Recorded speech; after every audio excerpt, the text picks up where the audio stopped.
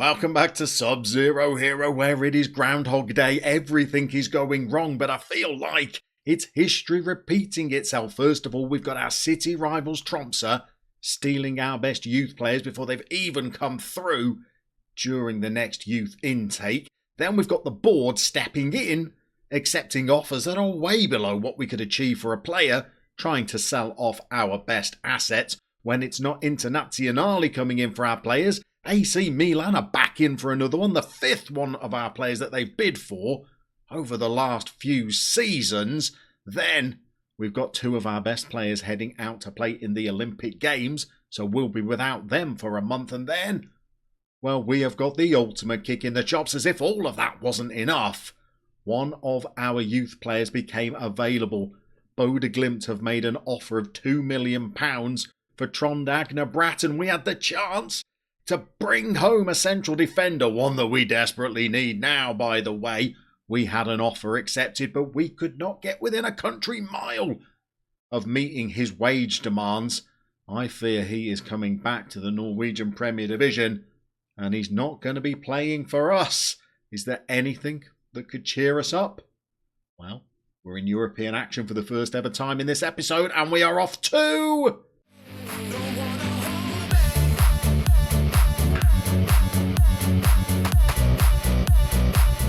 Kazakhstan, of course. If you had that nation in the sweepstake, collect your winnings on the way out, grab your passports. We're all flying the best part of 4,500 miles out to Almaty to take on a team in the Euro Cup 2. If we get through this two-legged affair, by the way, in the next round, potentially we're playing AEK Athens.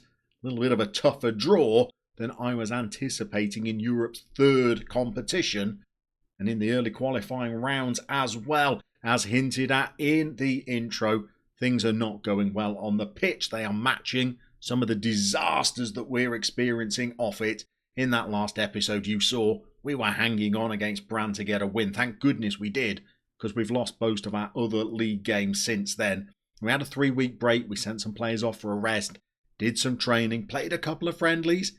Things were looking very encouraging. We came back, and it has been tragic. We were unlucky to lose to Start, if I'm honest. They're right up there in the league with us. In fact, at the time, they were catchable. Now, I think they're about 6 points clear of us. Look how poor some of our performances were. Nobody's letting the Skogs out anymore. Runnigan's got his mind in Milan. Our midfield three were absolutely hapless. But we should have got a point. Look at the match stats. We probably should have been in the lead going into half-time. We weren't. We had a late goal disallowed. They scored a couple in the second half. But that was the highlight, because at least we were playing a good team in that game.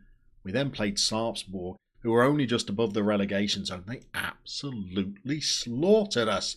We had some chances, but not good ones. They just carved us open. Our back four, all at sea. We relied on Pedersen to put in a rare performance by this season's standards. And again, on the wings, not a lot to help us out, and young Larsen Pleam came in up front.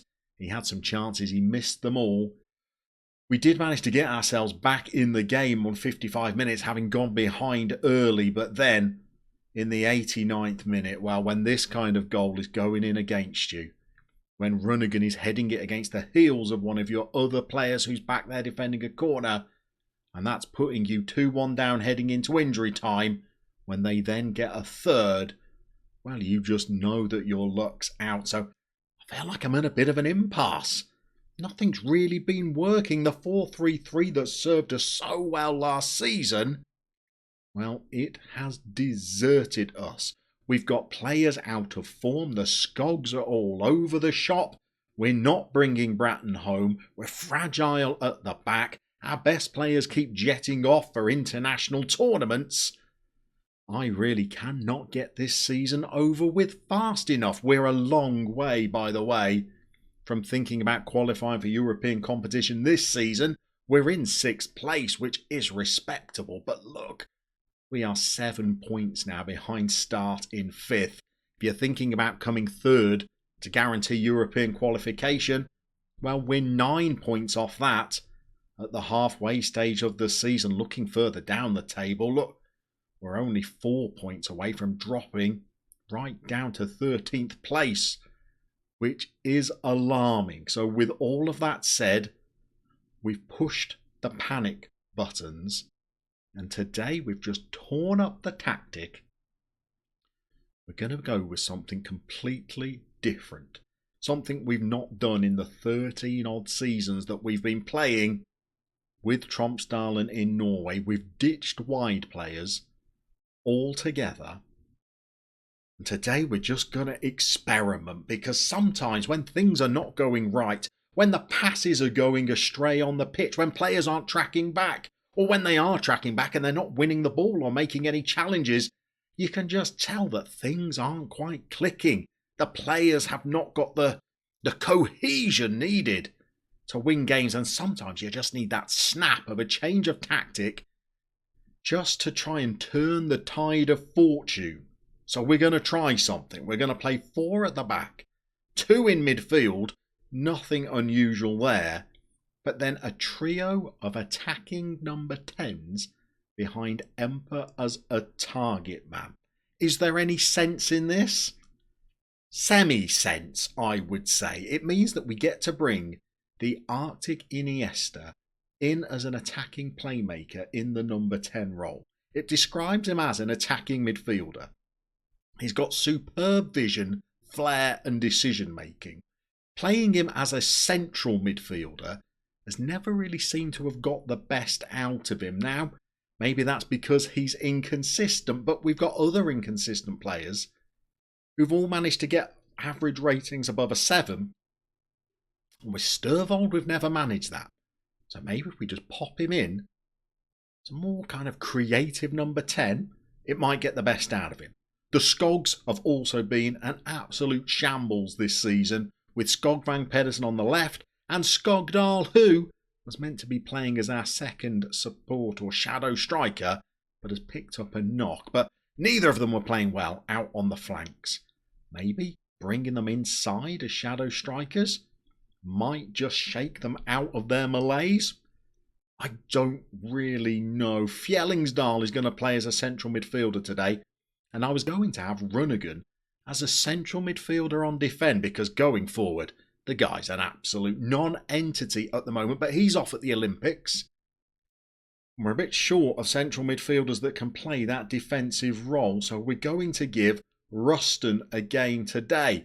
I would have liked to have brought Bernsen in to play that central midfield role, but he's off at the Olympics with Runnigan, so they're both unavailable for today's game. I think Bernsen could have easily switched from right back and played a central midfield role with a defensive mentality, but instead we're going to play Ruston, who's a centre half. Old Dre Ruston.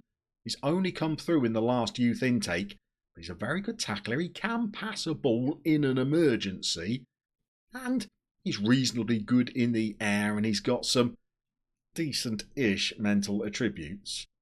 So he's going to play as a central midfielder today. It means that because Skogdal's unavailable, they're going to bring old unambitious Jonas Furness into the team. He's the player that came through the last youth intake with the best total attributes. For an unambitious personality, he's trained okay this season.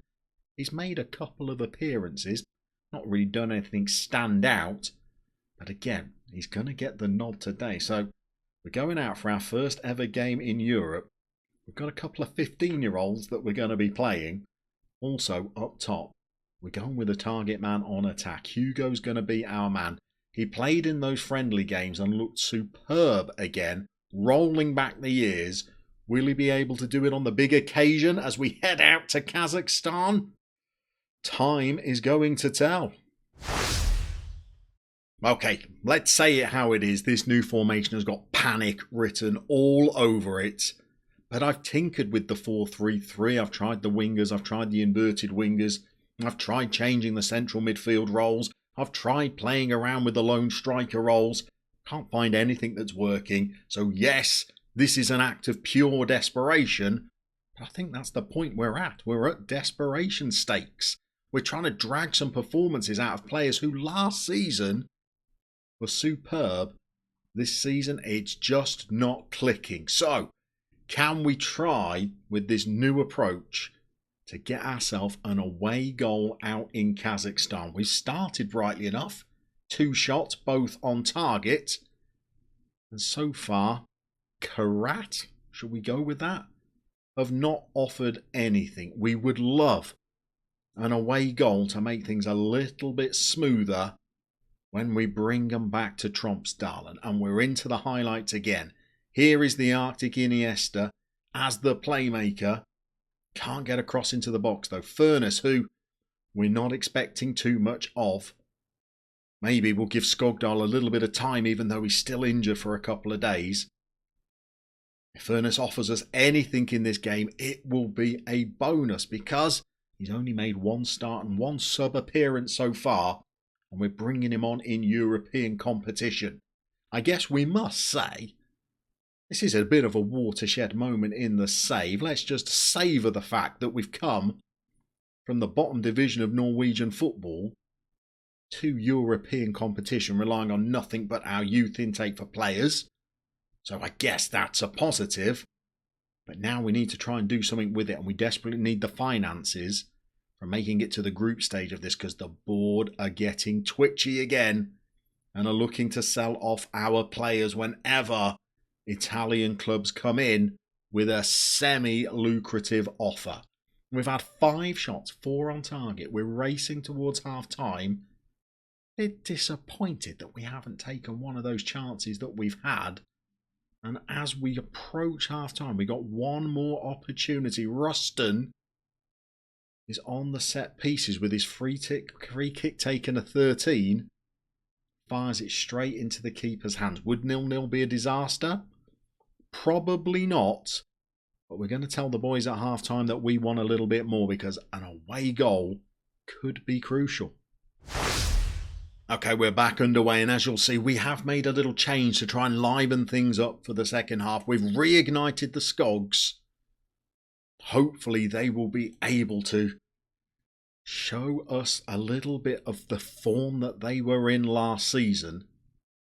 Poor old Furness, he was not playing well. I'm not sure he's anywhere near ready for first team football, to be honest, as a couple of the other youngsters aren't really ready either.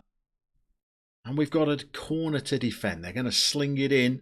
Grachev gets it away. Not very far, though. And this looks like a proper highlight from the kickoff, doesn't it? They've got the ball. We've given away a free kick through Skogvang Pedersen. And the highlight peters out. We're on the throw-ins. What have we got? Sturvold. He's got license to roam in that number 10 spot. He's got some great attributes. I'd love to try and drag better performances out of him than he's shown us so far. We've got Skogvang Pedersen. He's had a good effort. Fired it wide. We're looking a bit livelier. Grachev is playing well. And Skogdal, we've only just brought him on, and he's injured already. He was only out for another couple of days with a gashed leg. I can't believe he's reopened his wound and that's forced him off. Maybe this is a new injury. We're going to have a look what we're going to do in order to try and score a goal in the second half. Okay, we're back underway. We have bought on young Larson Pleam, who's a striker, but he's going to play as the shadow striker for us. Try and get us a goal. We don't have many great performances out there aside from Grachev, do we? We've got one more sub up our sleeve. Otherwise, our European debut is looking like it's ending in a stalemate. We've got Nessa, we've got Fjellingsdal. He slung one in. Hugo doesn't even attempt to win the ball. But we still got the highlight going. We got Nessa, we got fullbacks providing the width for us. Grachev should be good at that. Berntsen, when he's back, should be good at that. Nessa over on the other side. Not so hot today. Can Grachev get the ball in? He's got a 6'7" target man to aim for. He's hit the byline and he's not got his ball in. He's got one more chance. He's given it to Ruston. He's slung one over. Emper's sent it out again. Oh, this is all a little bit slow and ponderous, isn't it? Sturvold's hit the post. The Arctic Iniesta is denied and we got the ball over again. And once more, Emper decides not to jump for it. I think we're going to pause it. I think we're going to make one more change. And then we're going to try and force an opening in this final 17 minutes. Okay, final change made. Emper off. which means Sperovic comes in as one of those shadow strikers, and we've sent Pleam up front, not as a target man, but as a more advanced forward to see whether he can use his pace and his finishing to find the breakthrough. We've got Ruston. We've not had many clear sights of goal, have we? Maybe we can force something in this last 15 minutes. We've got Nasa coming forward. He's sent it in. Ty Sperovic has come off the bench. That could be his first touch, you know.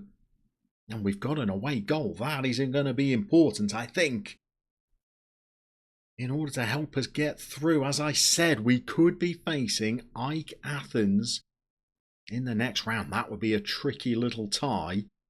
If it gets that far, we might be getting a little ahead of ourselves given the form we're in. And of course, Ike have got to beat whoever they've been drawn against in order to qualify as well. But that goal is going to help. We're even going to throw out a shout of praise. If we could get a second one, I'd make us favourites to go through. We've got a bit of defending to do first. Can we win the ball back? We haven't yet. Jawad's headed it away. Don't have any players to pick it up, and they have got a ball into the box. Jawad's headed it away again. You can see how important he is to us, by the way. Oh, goodness me, have we scrambled that one behind. Without Jawad, our back four is an absolute shambles. So when the board start accepting offers of around £3 million, I was panicking. We protested it. They turned us down the first 2-3 times. We explained why we didn't want to sell him. Eventually, we managed to convince them, but with the summer transfer window open for all those other continental European clubs for another month or so, I fear they could all be coming back. Jawad has saved us again. And now I'm thinking I'll take a 1-0 victory, to be honest, because the Kazakhstan outfit are attacking in this last few minutes. Pedersen comes out and claims it. Is that the end of the highlight? It is. We've got a minute or so left of injury time. And they've got a free kick, and Pedersen has saved us again. They've won a corner. Oh no. The linesman has saved us with an offside, and we have snuck a 1-0 away win. What are we going to say that's positive? We've got good performances from a goalie and from a back four. Well, that is a welcome return. Ruston has done well as the defensive central midfielder. Two of the players that we had in there as shadow strikers have done okay. Not sure we found the answer up top in that game. Maybe there's something to work with, but I fear trying this new formation out in Europe against a team from Kazakhstan is a different proposition than trying it out in a good league game against a Rosenborg, a Vålerenga, a Bodø Glimt. Well, here's what we're going to do. We're going to go and play that second leg. We're going to play a couple more league games. Hopefully, we're going to get through that second leg. And next time we come back, we might be playing another European game. Maybe against a team from Athens.